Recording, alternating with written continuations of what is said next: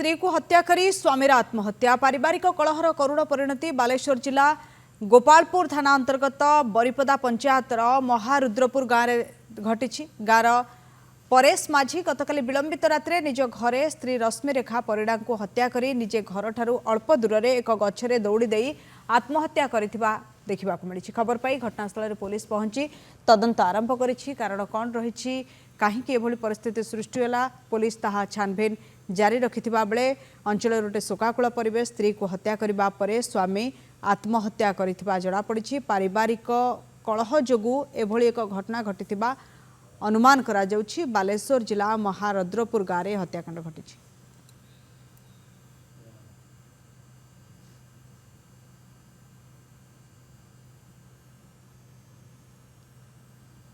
घटनास्थल में पुलिस पहुंची छानभिन करुछि। कारण आउ किछि रहिछि ना केवल पारिवारिक कलह जोगु एभली एक घटना घटिछि। स्त्री को हत्या करबा परे किछि दूर में स्वामी निजे आत्महत्या करिछंती एवं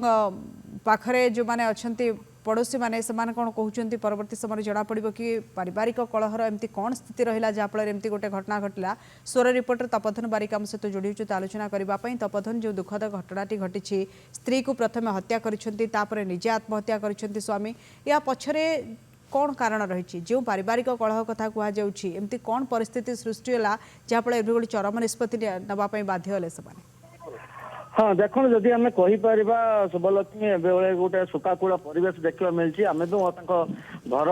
पाखर ही अच्छु आम एक शोकाकूल ग्रामांचल एक शोकाकूल परिवेश सृष्टि जे कि बर्तमान सुधा जहाँ अभियोग आसी झीर बापा जहाँ अभियोग आनी से पारिवारिक कलह को नहीं प्रथम स्त्री रश्मिरेखा परिड़ा को हत्या करला स्वामी परेश तापर परेश निजे हूँ आत्महत्या जहाँ अभियोग आसी बर्तमान गोपालपुर आईआईसी मैडम घटनास्थल में पहुंची बर्तमान तदंत आरंभ कर बालेश्वर आसुचन तदंत करेंगे दिग उपर तदंत करेंगे कहीं एक चरम निष्पत्ति परेश नेले एवं प्रथम स्त्री कहीं गोटे बड़ कथा ये आम कहीपर एक 10-11 मासर गोटे झील अच्छी जहाँ को छाड़ी से मैंने पलि जाइए आर पारिकी पलि जाइए बापा माँ पलि जाइए बर्तमान छोट झीटे अच्छी झील थाऊ थाऊ एभली एक बाप चरम निष्पत्ति कहीं नेला गतकाली जहाँ आम खबर नेउथिलु सूचना पाउथिलु पारिवारिक कलह को लेकिन जहाँ सन्देह कराउछि जे